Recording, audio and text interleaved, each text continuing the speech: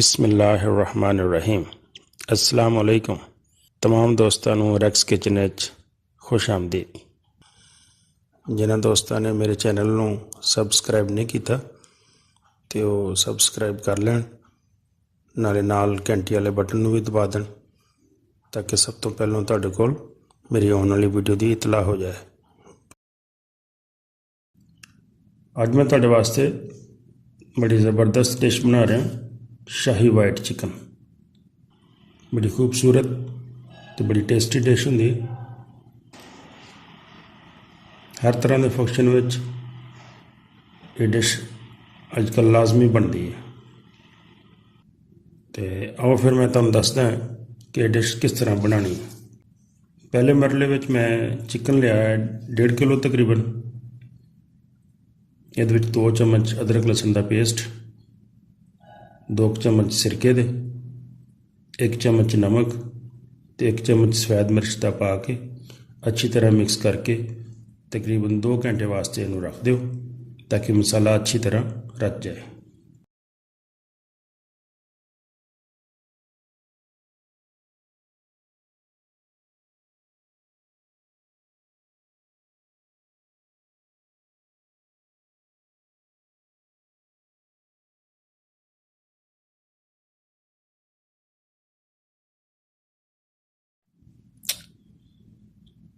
तकरीबन 2 घंटे हो गए सानू गोश्त नू मैरीनेट किते हुए। हुण इसनू बनाना शुरू करते हैं। कढ़ाई च तेल गर्म करो तो 1 चम्मच साबुत जीरे का पाओ तो नाल 2 पत्ते तेज़ पत्ते यानी बे लीफ के पा लो।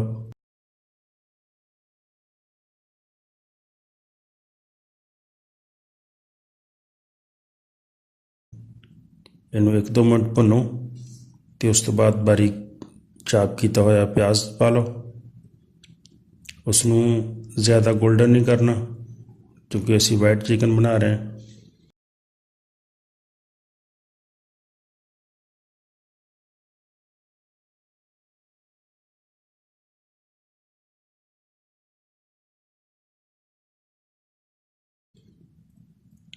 दो चम्मच अदरक लहसुन का पेस्ट भी शामिल कर लो।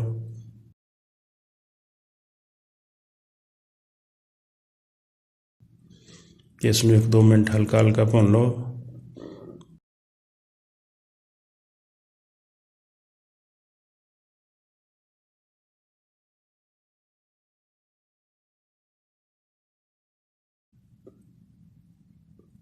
हुण तुसीं मैरीनेट किया होया चिकन शामिल करो।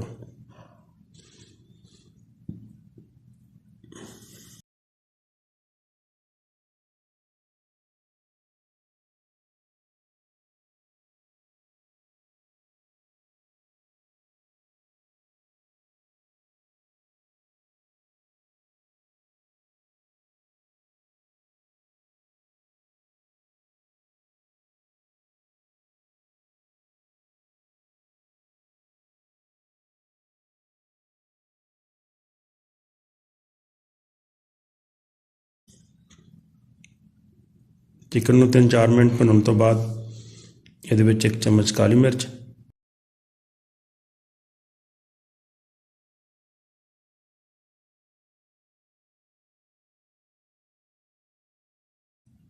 1 चम्मच सफेद मिर्च,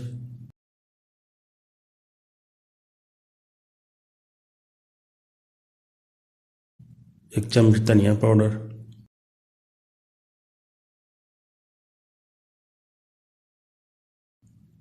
1 चम्मच जीरा पाउडर,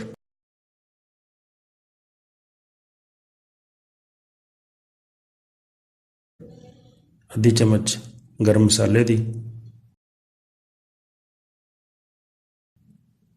1 चम्मच नमक दा,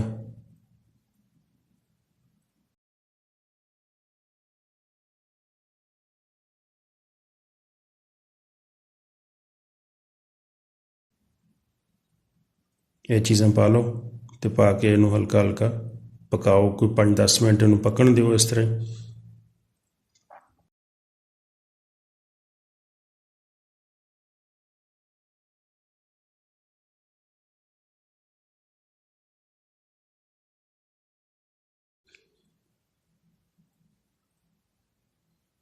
ਮਗਜ਼ ਬਦਾਮ ਅਤੇ ਤਰਬੂਜ ਦਾ ਜਿਹੜਾ ਅਸੀਂ ਪੇਸਟ ਬਣਾਇਆ ਸੀ ਉਹਦਾ ਬਚਿਆ ਹੋਇਆ ਪਾਣੀ ਥੋੜ੍ਹਾ ਜਿਹਾ ਸ਼ਾਮਿਲ ਕਰ ਲਾਂਗੇ।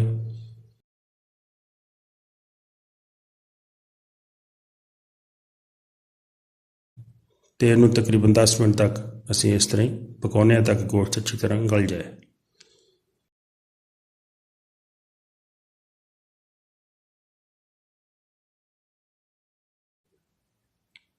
ਸਾਡਾ ਗੋਸ਼ਤ ਤਕਰੀਬਨ ਗਲ ਚੁੱਕਿਆ ਹੈ। ਹੁਣ ਅਸੀਂ ਇਹਦੇ ਵਿੱਚ ਬਦਾਮ ਔਰ ਤਰਬੂਜ ਦਾ ਥੋੜ੍ਹਾ ਜਿਹਾ ਦੁੱਧ ਪਾ ਕੇ ਪੇਸਟ ਬਣਾਇਆ ਸੀ, ਇਹ ਪੇਸਟ ਅਸੀਂ ਇਹਦੇ ਵਿੱਚ ਸ਼ਾਮਿਲ ਕਰ ਲੈਂਦੇ ਹਾਂ।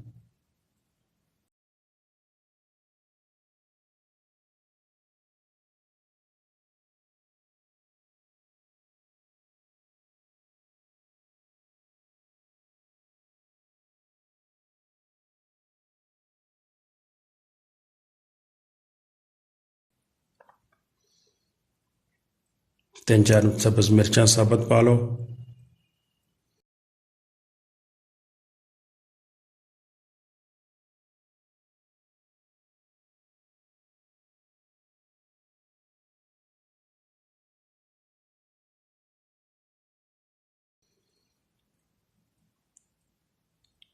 ਢਾਈ 250 ਗ੍ਰਾਮ ਦਹੀਂ ਸ਼ਾਮਿਲ ਕਰੋ। ਥੋੜ੍ਹਾ ਜਿਹਾ ਪਕਾਓ।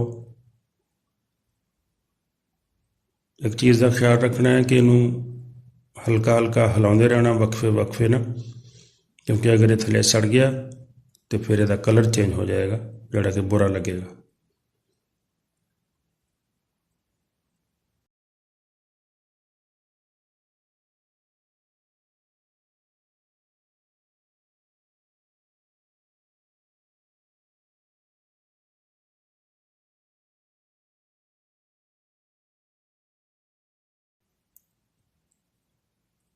ਇੱਕ ਚਮਚ ਕਸੂਰੀ ਮੇਥੀ ਦਾ ਸ਼ਾਮਿਲ ਕਰ ਲਓ।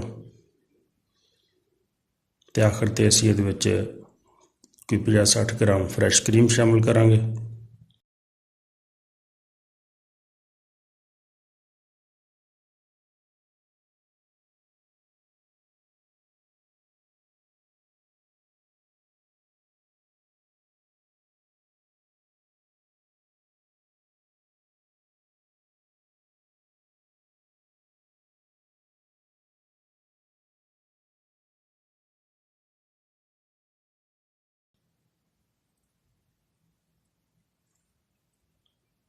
ਅਤੇ ਸਾਡਾ ਸ਼ਾਹੀ ਵਾਈਟ ਚਿਕਨ ਬਿਲਕੁਲ ਤਿਆਰ, ਬੜਾ ਖੂਬਸੂਰਤ ਔਰ ਬੜਾ ਟੇਸਟੀ ਬਣਿਆ। ਘਰ 'ਚ ਤੁਸੀਂ ਵੀ ਜ਼ਰੂਰ ਟਰਾਈ ਕਰਨਾ। ਮੇਰੀ ਵੀਡੀਓ ਅੱਛੀ ਲੱਗੀ ਹੋਵੇ ਤਾਂ ਇਹਨੂੰ ਲਾਈਕ ਵੀ ਕਰਨਾ, ਸ਼ੇਅਰ ਵੀ ਕਰਨਾ ਅਤੇ ਮੇਰੇ ਚੈਨਲ ਨੂੰ ਸਬਸਕ੍ਰਾਈਬ ਵੀ ਕਰ ਦੇਣਾ। ਬੜੀ ਮਿਹਰਬਾਨੀ। ਅਸਲਾਮ ਵਾਲੇਕੁਮ।